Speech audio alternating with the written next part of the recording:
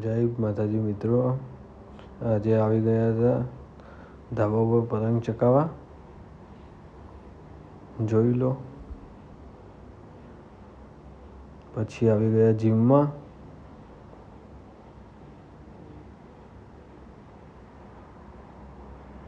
આ છે ધ્રુવ, આ છે દુર્ગેશભાઈ. કસરત પતી એટલે બહાર આવી ગયા.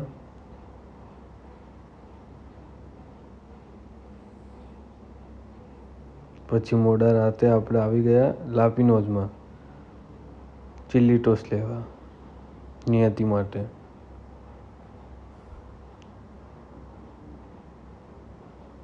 પછી લઈને નીકળી ગયા ઘરે. ઘરે જઈને નિયતિને આપીને નીકળી ગયા ટી પોસ્ટ જવા.